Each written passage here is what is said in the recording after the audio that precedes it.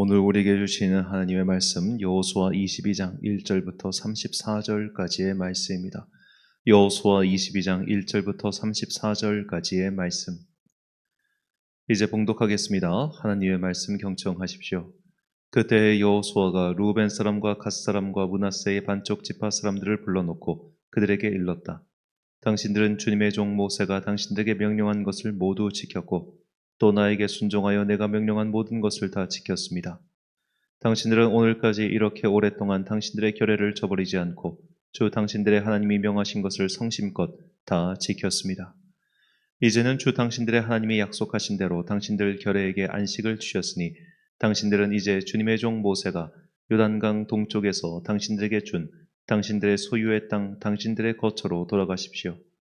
당신들은 오직 주님의 종 모세가 당신들에게 명령한 계명과 율법을 열심히 좇아서 지키십시오. 주 당신들의 하나님을 사랑하고 언제나 주님께서 지시하시는 길로 가며 주님의 명령을 지키며 주님을 가까이 하고 당신들의 온 마음과 온 정성을 다하여 주님을 섬기십시오. 여호수아가 그들을 축복하여 보내니 그들이 자기들의 장막으로 돌아갔다. 동쪽의 므낫세 반쪽 지파에게는 이미 모세가 요단강 동쪽에서 바산에 있는 땅을 주었고 그 나머지 서쪽의 므낫세 반쪽 지파에게는 여호수아가 다른 지파들에게 준 것과 같이 요단강 서쪽에서 땅을 주었다. 여호수아는 그들을 그들의 거처로 보내며 축복하였다. 당신들은 많은 재산과 아주 많은 가축과 금과 은과 동과 철과 아주 많은 의복을 가지고 당신들의 거처로 돌아가십시오. 당신들의 원수들에게서 빼앗은 전리품을 다른 지파들과 더불어서 나누어 가지십시오. 르우벤 자손과 갓 자손과 요단강 동쪽에 정착한 므낫세 반쪽 지파가 그들의 소유지로 돌아갔다. 그들은 가나안 땅의 실로에서 이스라엘 자손을 떠나서 주님께서 모세에게 내리신 명대로 그들이 얻어 소유하게 된 땅, 곧 길르앗 땅으로 돌아갔다. 그들이 가나안 땅의 요단강 가까이에 있는 글릴롯에 이르렀다. 르우벤 자손과 갓 자손과 동쪽의 므낫세 반쪽 지파가 요단강 서쪽 지역의 강가에 단을 쌓았는데 그 단은 보기에 아주 큰 단이었다. 이스라엘 자손이 이 소식을 듣고 말하였다. 르우벤 자손과 갓 자손과 동쪽의 므낫세 반쪽 지파가 우리들이 있는 요단강 서쪽 지역의 강 가까운 그릴롯에 단을 쌓았다. 이스라엘 자손이 이 말을 듣고 온 회중이 동쪽 지파들에게 대항하여 싸우려고 실로에 모였다. 이스라엘 자손은 엘르아살의 아들인 비느하스 제사장을 길르앗 땅에 있는 르우벤 자손과 갓 자손과 동쪽의 므낫세 반쪽 지파에게 보냈다. 요단강 서쪽에 자리 잡은 이스라엘 각 지파에서 한 사람씩 10명의 대표가 비느하스와 함께 갔다. 그들은 각기 이스라엘의 천천만만 백성의 가문을 대표하는 사람들이었다. 그들이 길르앗 땅으로 가서 르우벤 자손과 갓 자손과 동쪽의 므낫세 반쪽 지파에게 말하였다. 주님의 온 회중이 하는 말이요. 당신들이 어찌하여 이스라엘의 하나님께 이런 악한 일을 하였소? 어찌하여 당신들이 오늘날 주님을 떠나서 제멋대로 단을 쌓아 주님을 거역하였소? 우리가 부올에서 지은 범죄 때문에 주님의 회중에 재앙을 내렸고 우리는 아직도 그 죄를 다 씻지 못하고 있어. 그것으로도 부족하단 말이오. 당신들은 오늘에 와서 주님을 따르지 않고 등을 돌렸소. 오늘 당신들이 주님을 거역하였으니 내일은 주님께서 온 이스라엘의 회중에게 진노하실 것이오. 만일 당신들의 소유지가 깨끗하지 못하거든 주님의 성막이 있는 주님의 소유지로 건너와서 우리의 소유를 나누어 가지시오. 주 우리 하나님의 단 외에 당신들이 함부로 단을 쌓음으로써 주님을 거역하거나 우리를 거역하지 마시오. 세라의 아들 아간이 주님께 전멸시켜서 바칠 물건에 대하여 큰 죄를 지어서 이스라엘의 온 회중에 위에 진노가 내리지 않았소. 그의 죄 때문에 죽은 사람이 어디 그 한 사람뿐이오. 르우벤 자손과 갓 자손과 동쪽의 므낫세 반쪽 지파가 이스라엘의 천천만만 백성의 가문 대표들에게 대답하였다. 주 하나님은 전능하십니다. 주 하나님은 전능하십니다. 우리가 왜 그렇게 하였는지 주님은 아십니다. 같은 이스라엘 결례인 여러분도 알아주시기를 바랍니다. 우리가 한 이 일이 주님을 반역하였거나 주님을 거역하는 일이었다면 주님께서 우리를 이렇게 살려두지 않으셨을 것입니다. 우리는 주님을 따르지 않고 등을 돌리려고 이 단을 쌓은 것이 아닙니다. 또 드리는 이 단을 번제와 곡식 제사와 화목 제사를 드리는 제단으로 사용하지는 않을 것입니다.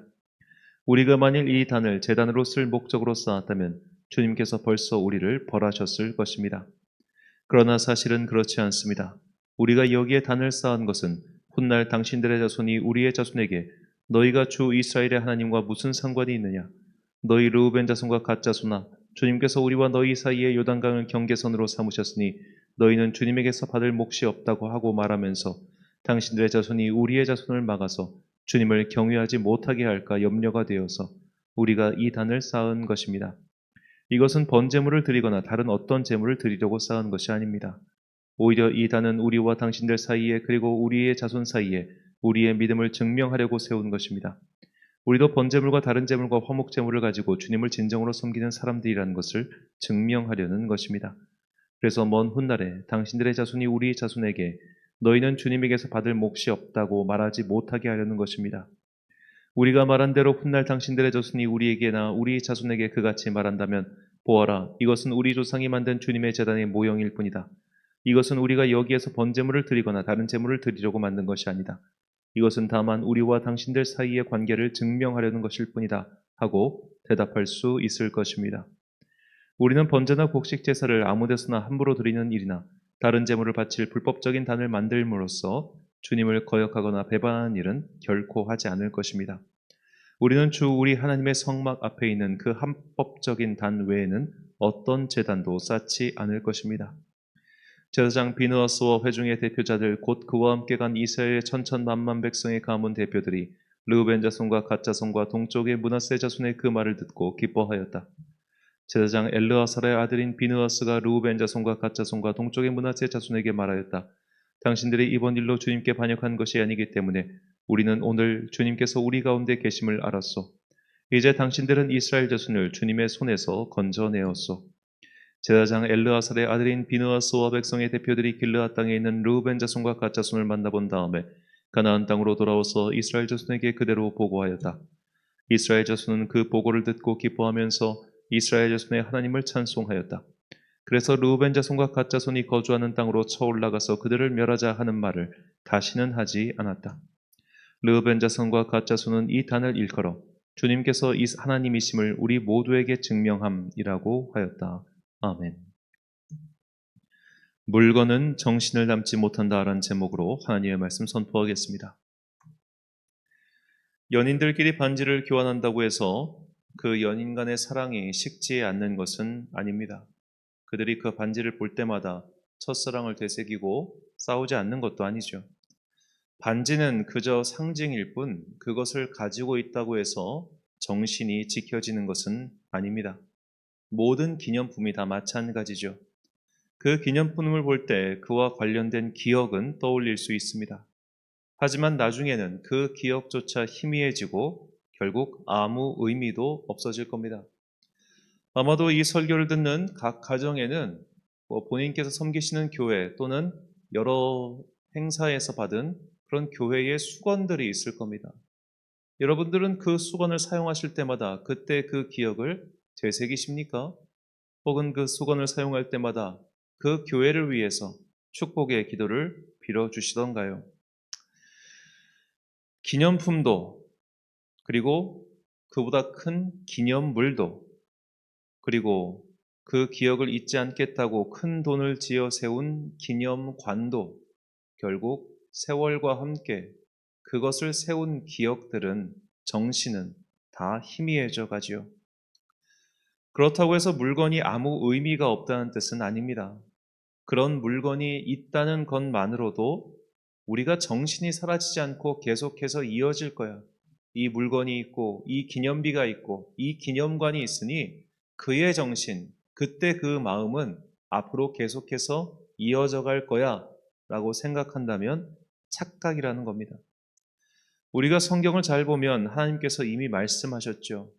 하나님께서는 이것을 만들어서 나를 기념하라 하지 않으시고 주님께서 이것을 행하여 나를 기념하라고 하셨습니다. 성찬 그 자체가 어떤 신비한 능력에 가지고 있다고 우리는 믿지 않습니다. 이것을 받는 우리의 믿음이 그 진료를 주님의 성스러운 몸으로 변화시킨다.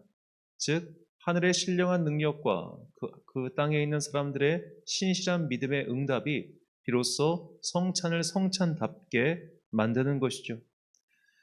오히려 성경은 기념비, 기념물, 기념관 이런 것으로 정신을 이어가려는 행위를 경고하고 있습니다. 그래서 하나님께서는 우리가 제단을 쌓을 때 정으로 쪼지 않은 돌로 세우게 하신 것이죠. 정으로 쪼지 않은 돌은 크게 싸울 수 없기 때문입니다. 가나안으로 들어오는 이스라엘 민족에게는 하나의 기념비가 있었습니다. 바로 요단강 중앙에서 가져온 12개의 돌덩이죠. 하지만 그것은 성인 어깨에 맬 수 있는 이런 돌들 하나하나를 쌓은 것이기 때문에 더구나 강 중앙에서 가지고 왔으니 얼마나 동글동글하겠습니까? 그런 걸로는 결코 높은 무언가를 만들 수 없습니다. 하나님께서 세우라고 하셨던 기념비는 딱 이 정도 수준인 거예요. 아무리 봐도 기념비처럼 보이지 않는 것. 즉, 사람이 사람을 통해서 전해주지 않으면 그 누구도 그것을 보고 이게 뭐지? 이게 그때 기념비래 라고 말할 수 있는 정도의 수준이 아닌 것. 그런 것만 정해놓으신 겁니다. 그런데 오늘 본문을 보면 이제 정복 전쟁을 마치고 요단 동쪽으로 돌아가는 르우벤 지파, 갓 지파, 그리고 므낫세 반쪽 지파의 생각이 조금 달랐던 것 같아요. 본문 10절 말씀입니다. 르우벤 자손과 므낫세 반 지파가 가나안 땅 요단 언덕가에 이르자 거기서 요단가에 제단을 쌓았는데 보기에 큰 제단이었더라. 자, 이렇게 보기에 큰 제단을 쌓아놓으니 사람들에게 오해를 받고 말았습니다. 그 오해란 두 가지였습니다.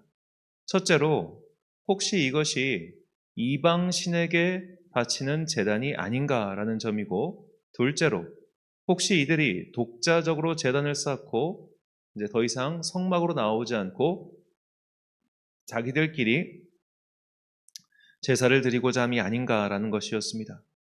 이것은 하나님께서 이스라엘 민족에 명령하신 너희가 1년에 3번씩 성막으로 나와 함께 제사를 드려라 하신 것을 어기는 일이 아닌가라는 오해를 산 것이죠. 그래서 대제사장 엘르아사의 아들인 비느하스가 다른 지파들의 대표들을 데리고 요단 동쪽의 지파들을 만나러 갑니다. 그러자 요동 동쪽 지파들은 이 큰 제단을 쌓은 이유를 다음과 같이 설명하죠. 본문 26절과 27절 말씀입니다. 우리가 말하기를 우리가 이제 한 제단 쌓기를 준비하자 하였노니 이는 번제를 위함도 아니라 우리가 여호와 앞에서 우리의 번제와 우리의 다순 제사와 우리의 화목제로 섬기는 것을 우리와 너희 사이와 우리의 후대 사이에 증거가 되게 할 뿐으로써 너희 자손들이 후일에 우리 자손들에게 이르기를 너희는 여호와께 받을 분깃이 없다 하지 못하게 하려 함이라. 아멘. 즉, 이 큰 제단은 제단이 아니라 기념물이라는 겁니다. 이것은 두 가지 기능을 갖고 있는데 요단 동쪽 지파들도 이 요단 서쪽을 점령할 때 함께 했다는 것의 기념이며, 둘째로 이곳이 일종의 땅의 경계비가 되는 것입니다. 그러나 이 경계비를 세움으로써 오히려 요단 동쪽 지파와 요단의 서쪽 지파들은 더욱더 확실하게 분리되었죠. 여호수아 이후 루벤 지파와 갓 지파 등 요단 동쪽 지파들은 거의 완전하게 역사에서 사라집니다. 이들은 나중에 북이스라엘이 외적의 침공으로 멸망할 때에 그 이름이 등장할 뿐 중간에 전혀 이들의 이름이 언급되지 않습니다. 특히 외세의 침입이 가장 잦았던 사사기 시절에 이들은 한 번도 나오지 않습니다. 이것이 무엇을 뜻하겠습니까? 요단 동쪽 지파들이 점점 이스라엘의 중앙과 분리되기 시작했다는 것이죠. 나중에 중앙 권력이 왕정 시대에 아주 왕성해졌을 때 다윗의 때나 되었을 때나 이 요압을 시켜서 이쪽 지방 요단 동쪽의 인구도 계수한 일이 있었지만 그것도 일시적인 것일 뿐 결국 이들은 중앙과 거리를 두게 되었고 그렇게 역사에서 사라지고 말았습니다. 기념비를 아무리 세워봤자 정작 사람의 정신이 이어지지 않으면 그런 기념비는 최초의 목적 따윈 다 사라진 채 무용지물이 될 수밖에 없죠. 이런 기념비를 통해서 무언가가 전달될 수 있다고 생각하는 그런 착각, 이런 착각들이 나중에 어디로 옮겨지느냐? 바로 성전으로 옮겨갑니다. 성전을 나중에는 마치 이런 믿음의 기념비인 양 착각하는 사람들이 생겨나죠. 이 성전만 있으면 우리의 믿음은 흔들리지 않을 거야. 이 성전만 있으면 우리의 믿음은 앞으로 계속해서 후대에게 계승될 거야 라고 말입니다. 성전은 어디까지나 제사를 좀 더 수월하게 드리기 위한 도구에 불과합니다. 그래서 성전은 예배당인 겁니다. 성전 그 자체를 세움으로써 그것이 어떤 신령하거나 성스러운 기능이 생기는 것이 아니에요. 예레미야는 그렇게 성전을 통해서 무언가가 될 수 있다고 생각하는 자들에게 이렇게 말을 합니다. 예레미야 7장 4절 말씀. 너희는 이것이 여호와의 성전이라 여호와의 성전이라 여호와의 성전이라 하는 거짓말을 믿지 말라. 아멘. 정작 성전을 건축한 솔로몬도 이 성전이 감히 하나님의 집이 될 수 있겠느냐라고 겸손하게 고백하죠. 그런데 나중에 세월이 흘러서 이 성전에서 일하는 자들 그리고 그 성전을 바라보는 자들이 이 성전의 모든 자신들의 마음을 쏟아 부었습니다. 이 성전만 있으면 우리의 민족의 정기는 끊어지지 않을 것이고 이 성전이 있음으로써 우리가 여호와의 백성이라는 것이 영원토록 증명될 것이다. 그렇게 착각하지요. 하지만 하나님께서는 오히려 그들이 우상처럼 섬기는 성전을 부수심으로써 그들의 생각이 틀렸다는 것을 보여주셨습니다. 하나님께서는 기념으로 삼아야 할 절기들을 이미 알려주셨습니다.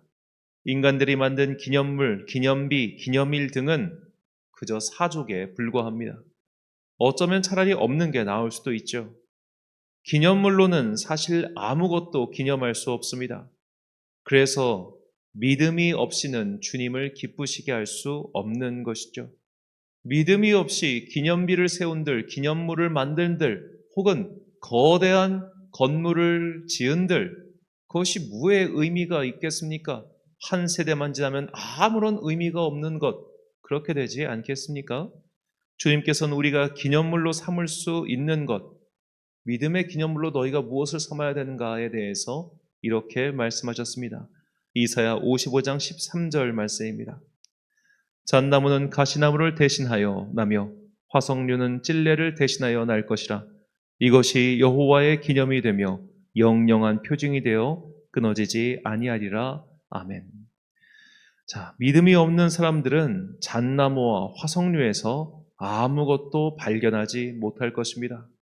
그러나 믿음의 눈으로 세상을 바라보는 자들, 이 세상 속에서 하나님의 아름다움과 위대하심을 기념할 수 있는 그 믿음의 눈이 뜨진 자들은 이 세상 만물 곳곳이 다 하나님을 찬양하는 기념물이라는 것을 깨닫게 될 것입니다. 성전이 되었든 간판이 되었든 기념비가 되었든 이런 물건, 행사, 그런 것들에 집착하지 마십시오. 그런 걸로 믿음이 전수되는 것이 아닙니다. 믿음의 정승, 정신의 계승은 오직 믿음의 사람들을 통해서만 전해질 뿐 물건과 건물과 행사를 통해서 전해지는 것이 아닙니다. 사랑하는 천안광성교회 성도 여러분, 그리고 이 새벽을 함께 깨우고 계신 귀한 주님의 자녀 여러분, 아무리 높고 크고 거대한 기념물을 세운들 세월이 지나면 다 헛것이 되어버린다는 것을 잊지 마십시오. 아무리 큰 행사를 치른들 지나간 세월이 돌아온 것도 아니며 열정이 회복되는 것도 아닙니다. 기념 행사도 아니고 기념물도 아니고 기념비도 아닙니다. 오직 사람을 통해서 믿음의 열정을 가진 그 사람을 통해 믿음과 그 정신이 계승된다는 것을 잊지 마십시오. 물건은 그저 물건에 불과합니다. 이스라엘 민족이 보여준 여러 가지 실패의 사례를 통해 믿음의 바른 정신은 오직 믿음의 사람들을 통해서만 이어진다는 것을 잊지 마시고 오늘도 내가 믿음을 계승해야 할 그 사람을 위해서 기도하는 여러분과 제가 되시길 주님의 이름으로 축원합니다.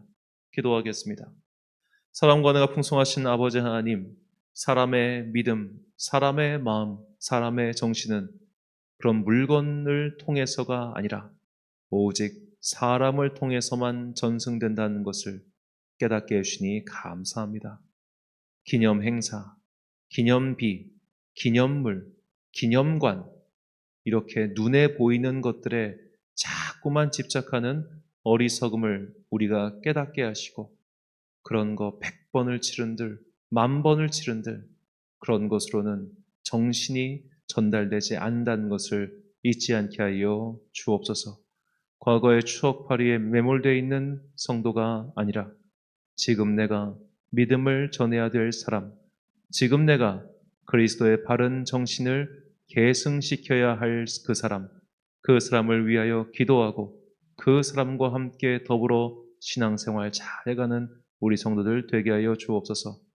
한 주간의 업무를 마무리하는 금요일입니다. 오늘도 주의 자녀들에게 복과 은혜 내려주사 각자의 삶의 영역에서 최선을 다하여 맡은 바 소명을 잘 감당하게 하여 주옵소서. 오늘 저녁도 주님의 전에서 모여서 기도하고 찬양할 때 뜨거운 성령 하나님의 불길이 우리 가운데 풍성히 임하기를 간절히 소망하오며 이 모든 말씀 우리 구주 예수 그리스도의 이름으로 기도드립니다. 아멘. 오늘의 기도 제목입니다. 믿음은 사물이 아닌 사람을 통해서 계승됩니다. 나에게 믿음을 전해준 사람은 누구입니까? 또 내가 믿음을 전해줄 사람은 누구입니까? 믿음을 전해준 자에게는 감사의 마음으로, 믿음을 전해줄 자에게는 사랑의 마음으로 기도하시기 바랍니다. 오늘 주신 기도의 제목 가지고 기도와 묵상에 힘쓰는 하루 되시길 바랍니다. 기도하겠습니다.